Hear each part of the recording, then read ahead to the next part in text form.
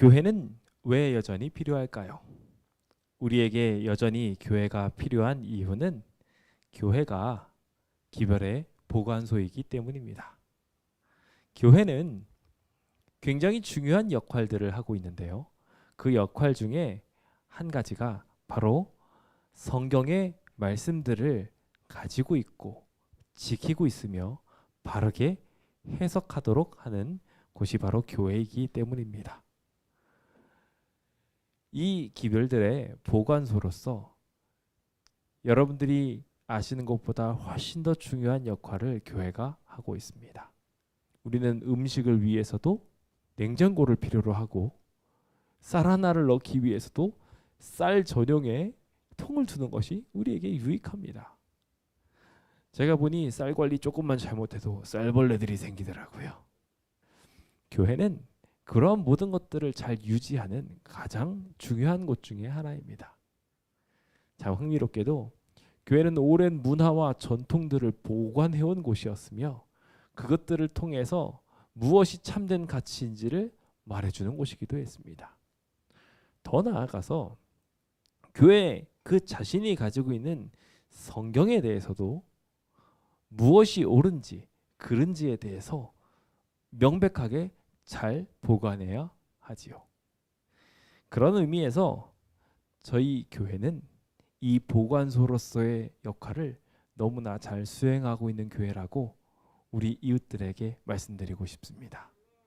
세상의 진리에 대해 말하고 있는 성경에 대해 바르게 배우고 싶으시다면 저희 교회를 찾아주십시오. 이게 저희 교회의 필요성 중 전 으뜸이라고 생각을 합니다. 많은 부분에 있어서 여러분들한테 유익을 드릴 수 있지만 그것 중에 가장 중요한 것은 저는 영원한 생명과 같은 변하지 않는 진리에 대해서 제대로 아는 것이라고 생각을 합니다. 영원한 변하지 않는 것을 배울 건데 어디 이상한 데서 다른 것들을 배운다면 얼마나 큰 손해겠습니까? 제가 어디에 가서 운동을 배우는데 운동을 배울 때 제가 주변 친구한테 배워버렸어요. 그랬더니 나쁜 습관이 생긴 겁니다. 잘못 배운 거죠. 나중에 이제 강습하러 가가지고 보니까 잘못 배운 거라고 하고서 고치라고 하는데 안 고쳐져서 혼났습니다. 마찬가지예요. 우리는 제대로 무언가를 배울 때 배워야 합니다. 제대로 된 지식을 가지고 있는 곳에 가서 배워야 제대로 된 지식을 습득하고 제대로 된 능력을 발휘할 수 있는 것입니다. 그래서 음식점 하나를 차릴 때도 원조 맛집까지 열심히 찾아가서 뭔가를 배우는 거예요. 그렇죠? 저는 그 모든 이 세상의 교육들과 가르침의 원조의 원조를 쫓아가면 으뜸 종자를 쓰는 그렇죠? 이 종교 그리고 하나님의 것을 배우는 이 세상의 시작을 말하는 성경에 대한 교훈을 배우는 것이 가장 으뜸이며 그것을 제대로 보관하고 있는 교회에서 제대로 된 것을 배우는 것이 여러분들한테 매우 필요하다고 말씀드리고 싶습니다. 특별히 저희 광명교회가 속해 있는 교단 제7일 안식일 예수재림교회는요. 교단 이름이 좀 길지요. 이 긴 이름의 교단 이름에는 굉장히 중요한 의미들이 속해 있는데요.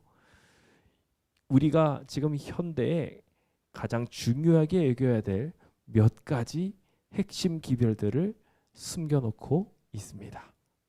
저는 이 시간 잠깐 이곳에서 어떠한 기별을 보관하고 있는지 세상 많은 사람들이 조금씩 변해져 버렸을 때 어떻게 상하지 않게 우리가 보관하고 있는지 도대체 그 목차들은 무엇인지 잠깐 여러분들한테 소개해 드리려고 합니다. 다니엘서에 보면은요 흥미로운 예언이 등장합니다. 그곳에서의 예언은 각 시대별로 많은 왕조들이 있을 것이며 그 왕조들이 지나가면서 어떠한 일이 있을 것인지에 대하여 상세하게 풀어놓고 있습니다. 성경의 매력적인 이유 중에 하나는 이 예언들 덕분이지요. 그런데 그 예언 중에 작은 뿔에 대한 언급이 등장하며 다니엘서 7장 25절에 있는 말씀이 등장합니다. 이 작은 뿔이라는 존재가 장차 지극히 높으신 이, 즉 하나님을 말로써 대적을 하면서 하나님, 그쵸? 지극히 높으신 이의 성도들을 괴롭히게 될 것이며 하나님께서 가지신 법까지도 고쳐버릴 것에 대해서 기록하고 있습니다. 때와 법을 고치고자 할 것이라는 이야기는 이미 이 시대에 이루어졌고 한때, 두때, 반때를 지나리라 한 예언처럼 실제로 예언의 기간 동안 많은 이들이 하나님의 법을 오해하고 시간을 오해하면서 살아왔습니다. 제가 이 모든 것들을 지금 이 짧은 시간 내에 말씀드릴 수 없지만 저희가 짧게 요약해드리자면 이것은 중세 암흑기 시대의 교황권이 하나님을 참칭하며 하나님께서 제정하신 시간과 하나님께서 기록하신 법들을 실제로 변혁하신 이야기 속에 이 이야기가 포함되어 있습니다. 그래서 이 작은 뿔 세력, 중세 로마 교회의 모태의 이것을 쫓아가서 우리가 그 흐름에 따라 우리가 말씀을 통하여 살펴보게 되면 실제로 지금 교황이 가지고 있는 가르치고 있는 그 십계명과 그리고 현재 우리가 성경을 통하여 보고 있는 십계명은 다릅니다. 놀라울 일이죠. 나중에 기회가 되시면 꼭 한번 살펴보십시오. 그렇게 하면서 하나님께서 우리한테 주신 그 말씀들을 많이 훼손시키고 바꿔버리고 말았습니다. 저희가 지금 교회가 왜 필요하냐고 말씀을 함께 나누고 있는데요. 맞습니다. 교회는요. 그래서 시작했습니다. 하나님의 말씀이 와전되고 망가지게 되었을 때 그것을 고치게 하기 위해서 제대로 보관하기 위해서 하나님께서 우리를 부르신 것이었습니다. 실제로 주님께서는 당신의 백성들을 부르시면서 내게서 날 자들이 오래 황폐된 곳들을 다시 세울 것이라고 이야기하며 무너진 데를 다시 보수할 것이라고 말하고 있어요. 이것은 단순히 건축물을 이야기하는 것이 아니라 하나님께서 말씀하신 기별들을 다시 세우게 될 것에 대한 예언인데요. 실제로 그 일들을 계속해서 이루어갔던 것이 교회였습니다.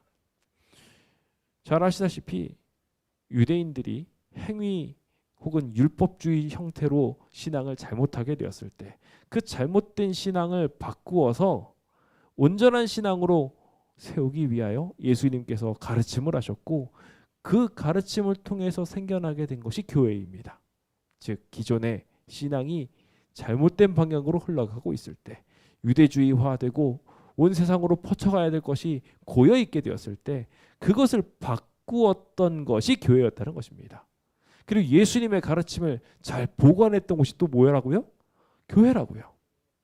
이게 교회의 특성이고 교회의 필요성인 것입니다.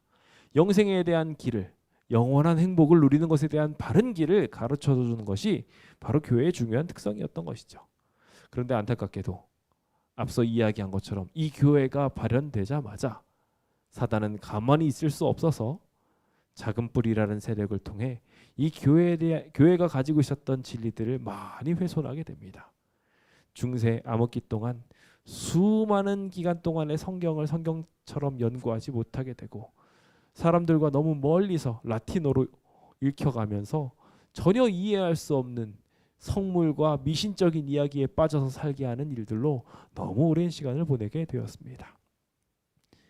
그때마다 각 시대에는 교회가 있었습니다. 그것이 계시록에 등장하고 있는 교회들에 대한 이야기예요. 에베소부터 시작해서 라오디게아 교회 시대에 이르기까지 각 시대에는 그 특성에 맞는 교회들이 있었고 핍박을 받아도 굴하지 않는 교회, 타협이 있었어도 끝까지 타협하지 않았던 교회, 암흑기 속에서도 토굴에 들어가서라도 신앙을 지켰던 교회들, 종교 개혁을 해서 그 개혁을 통해서 깨우치는 교회, 동시에 종교 개혁이 중간에 멈춰서 더 이상 앞으로 나가지 않을 때 끝까지 깨어 있어 주님의 재림을 보았던 교회, 그리고 이 마지막 시대에 끝까지 많은 사람들이 미지근한 신앙을 하고 있을 때 제대로 뜨거운 신앙을 하려고 참된 신앙을 지키려는 교회까지 주님께서는 각 시대의 특징들을 맞추어 에베소 교회부터 라오디게아 교회까지 분명한 특성들을 주셨고 그 교회들의 특성들이 기별을 보관하고 기별을 전할 수 있도록 하셨다는 것을 우리는 보게 됩니다. 저는 그 기별들 중 아주 짧게 6가지의 특별한 기별들을 짧게 요약해드리며 이 교회 이름에 대해서 설명해드리고자 합니다. 모두 다 건강하게 살기를 원하실 것입니다. 그렇습니다. 하나님께서도 건강하게 되기를 바라셨습니다. 그래서 주님께서는 우리 몸을 가르쳐서 성령의 전이라고 말씀하셨죠. 그래서 우리가 하나님께서 바라시는 대로 건강하게 살려면 어떻게 살아야 되는지 성경을 통하여 말씀하여 주셨습니다. 성령이 거하시는 전인 만큼 하나님이 거하시는 그곳을 내가 거룩하니 너희도 거룩하라 말씀하시며 레위기서를 통하여 지난 시간 살폈던 것처럼 우리의 몸을 거룩하게 유지하는 법을 가르쳐 주셨고 그것을 통해서 원래의 모습 에덴으로 돌아가도록 하셨음을 우리는 보게 됩니다. 이것이 성경에서 가르치고 있는 기본적 건강과 관련된 이야기입니다. 이것은 우리가 바라야 할 첫 단계이죠. 근데 단순히 이 땅에서의 건강만 누린다고 우리가 행복하게 살 수 있나요? 맞습니다. 성경의 가르침은 우리를 영원한 행복으로 이끕니다. 그렇다는 것은 이 땅에서의 건강은 매우 편린이죠. 매우 작은 부분입니다. 주님께서는 그 작은 부분도 놓치지 않으시지만 더 중요한 무언가를 가르치십니다. 인간은 건강하게 살아도 어느 순간이 되면 죽습니다. 죽음의 정체를 알려주시는 거예요. 죽음의 정체를 제대로 알지 못하면 많은 이들이 오해하고 망가지게 되어 있습니다. 현대의 많은 개신교회들은 이 죽음에 대하여 무엇이라 말하냐면 죽으면 이 영혼이 딴 데로 빠져나간다고 말합니다. 영혼은 죽지 않는다고 말하지요. 윤회한다고도 말합니다. 그 모든 것들이 거짓이라면 어떻게 하시겠습니까? 주님께서는 제대로 된 지식을 이 사람들에게 알려줘야 된다고 교회에게 이 진리들을 보관시켜 주셨습니다. 전도서 9장 5절은 산자들은 죽을 줄 알되 죽은 자는 아무것도 모른다 라고 분명하게 말하고 있습니다. 심지어 하나님께 찬양도 못한다고 분명하게 말하고 있으니 하늘나라 갔다고 생각하는 사람들 착각 중에 착각이지요. 죽는다고 바로 되는 것이 아니라 다 성경이 말하고 있는 대로 잠자고 있는 것인 것입니다. 이 죽음에 대한 오해 하나만 풀어도 하나님에 대한 오해를 굉장히 많이 해결할 수 있습니다. 잠깐의 인생을 통해서 영원한 고통을 주시는 하나님을 얼마나 많은 사람들이 오해하고 있을까요? 지옥에 대한 잘못된 이해를 가지고 있고 귀신에 대한 잘못된 이해를 가지고 있는 이들이 하나님의 방향성에 대해 얼마나 많은 의문들을 풀었겠습니까? 조금만 더 자세히 이 교회로 찾아오셔서 배우게 되셨으면 좋겠습니다. 참된 진리가 무엇인지 말입니다. 죽음에 대한 이야기에 넘어서서 그렇다면 이 죽음의 끝은 어떻게 되느냐에 대해서도 말씀해 주셔야 되겠죠. 주님께서는 인간은 다 잠자는 것처럼 죽게 되겠지만 다시 주님이 오셔서 다시 오신다는 것을 표현하면 재림이라고 표현할 수 있겠죠. 주님이 다시 오셔서 주님을 우리를 위하여 죽었다 살아나신 것을 믿음으로 우리도 살아날 수 있다는 것을 실제로 확인시켜 주십니다. 그래서 여기 데살로니가 전서에 나온 것처럼 다시 오셔서 예수님께서 오시는 그때 죽었던 모든 이들도 다시 데리고 오시겠다고 약속하여 주셨습니다.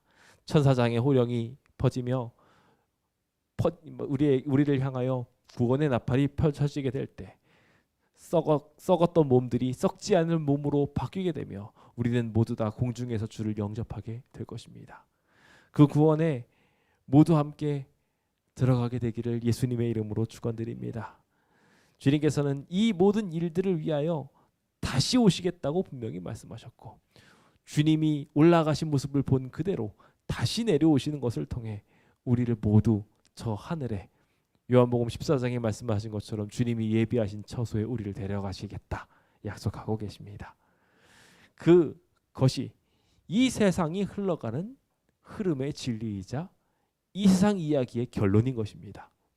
우리가 이 땅에서 살아가다가 건강하게 살다가 어느 순간에 죽게 되겠지만 주님께서는 그 죽어서 잠들어 있는 그들을 주님이 다시 오시는 그날 깨우셔서 다시 데려가시겠다는 거예요. 그러니까 우리 그 일을 생각하고 나면 더 이상 죽음이 무섭습니까? 안 무섭습니까? 이 세상에 일어날 많은 문제들 걱정되지 않아도 될 일들인 것입니다. 이곳에서 좀 가난하게 살면 어떻습니까? 좀 불편하게 살면 어떻습니까? 예수님께서 오시는데 말입니다. 영원한 시간에 비하면 정말 짧은 시간, 이 짧은 시간을 주님과 함께 동행하기로 선택한다면 하나님이 그것에 대한 몇 배의 보상을 저 하늘에서 해주시겠다는데 뭐가 더 걱정이십니까? 그 믿음을 가지고 살아가게 되면 우리는 이 세상에서 더 평안하고 행복하게 살 수 있게 되는 것입니다. 옆에서 아무리 지지고 볶는 일들이 생겨도 걱정하지 않게 될 수 있습니다. 그 축복이 여러분들에게 있게 되기를 예수님의 이름으로 축원드립니다. 그렇다면 주님께서 이 재림을 하신다는데 이 재림을 우리가 어떻게 준비해야 되겠냐는 것입니다. 우리는 그래서 이 재림을 준비하기 위해 저희를 가르쳐서 재림교회라고 부릅니다. 다른 많은 사람들이 저희 교회를 안식일교회, 안식교회라고 부르는데요. 저희는 그렇게 부르지 않습니다. 저희는 재림을 준비하는 재림교인들입니다. 영어로도 애드벤티스트라고 부릅니다. 세븐데이스트라고 안 합니다. 오늘 그것을 어떻게 준비하는지에 대해서 이야기하며 앞에 들어간 안식일이 포함되어 설명되게 되는데요. 히브리서 9장 24절에 나온 것처럼 주님께서는 구속에 대한 계획을 가지고 계셨습니다. 그것이 성소에 대한 이야기고 성소의 이야기들을 통하여 제단은 번제단은 십자가였고 성소는 주님께서 우리를 성화시키는 과정들로 하시는 또 하나의 단계이며 그 다음 지성소 단계에서 주님께서 우리를 어떻게 구원하시려고 하시는지에 대해 역사적으로 그대로 풀이하는 이야기들이 성경 속에 기록되어 있습니다.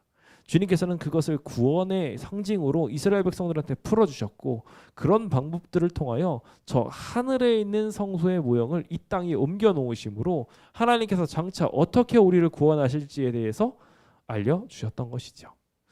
구원의 이정표를 기록해 놓은 책, 그것을 예언을 통하여 함께 배우는 것은 매우 즐겁고 통쾌한 일이 될 것입니다. 그 놀라운 이야기 속에 여러분들을 또 초청해 봅니다. 이거 풀이할 수 있는 교회 얼마 없습니다. 성소가 왜 그렇게 모양이 되어 있는지 함께 공부해 보며 이 교회의 필요성을 느끼게 되셨으면 좋겠습니다. 아울러 이 교회에 대한 이야기들이 더 나아가 하나님께서 장차 이 세상이 어떻게 될지에 대해서 우리에게 사명을 주셔서 이 세상이 어떻게 무너지고 어떻게 심판받고 그리고 결국 하나님의 나라로 바뀌게 될 것인지 말하고 있는 이야기를 다루고 있는 기별이 바로 세 천사의 기별입니다. 지난 시간에도 살폈던 것처럼 이 세 천사는 복음을 들고 왔었다고 말합니다. 창조주를 기억하라고 이야기하며 이 세상은 무너지게 될 것이고 주님을 쫓아가게 될 때 우리는 구원을 받게 될 것이며 반대로 그것을 거절하게 될 때는 진노의 포도주를 받게 될 것이다라는 이야기를 하며 이 세상은 결국 무너지게 될 것에 대하여 분명하게 말하고 있습니다. 세상에서 영원히 살 것 같이 살아가는 이들에게 주님께서는 이 세상에 계속 타 있으면 마치 세월호가 물에 잠기듯 이 세상도 결과적으로 잠기게 될 거니까 빨리 나오라고 하는 이야기들을 이렇게 성경을 통하여 말하고 있는 것이죠. 우리는 그래서 세상을 향하여 멸망을 외치는 사람이 되어야 합니다. 이 세상은 곧 멸망할 것이니 여기서 영원히 살 것처럼 살지 말고 주님께로 돌아오라고 말이죠. 그렇게 주님께로 돌아오게 되면 어떤 삶을 살게 되느냐? 이렇게 쉴 수 있는 사람이 된다고 우리는 말합니다. 그래서 안식일을 말하는 거예요. 우리가 이 세상에서 삶을 열심히 일해야 돈을 먹고 산다고 생각을 하지요. 아니요. 그게 아닙니다. 이 모든 것이 하나님을 통해서 삽니다. 그것을 알려주기 위하여 주님께서는 출애굽하자마자 이스라엘 백성들을 만나를 통해서 가르치시죠. 그래서 6일 동안 만나를 내리시고 일부러 6번째 날 만나를 2배로 내리게 하시는 것을 통해서 이 모든 것을 먹이시는 이가 하나님이시라는 것을 알리기 시작하십니다. 7번째 날에는 만나가 내리지 않으므로 그 백성들이 쉬게 하셨고 그 쉼을 통해 하나님이 이 모든 것의 주인이라는 것을 알게 하여 주셨지요. 결국 우리는 하나님께로 돌아가게 될 것에 대하여 이 기별들을 통하여 이 안식일을 통하여 실천하고 배우며 하나님이 우리를 창조하셨고 하나님이 우리를 책임지신다는 것을 배우고 알게 됩니다. 그것이 우리의 신앙이라는 것을 꼭 기억하셨으면 좋겠습니다. 나는 하나님을 믿어요. 하나님이 내 이 세상에서의 먹을 거, 입을 거, 잠잘 곳 다 책임질 거라고 전 믿어요. 그게 안식일이에요.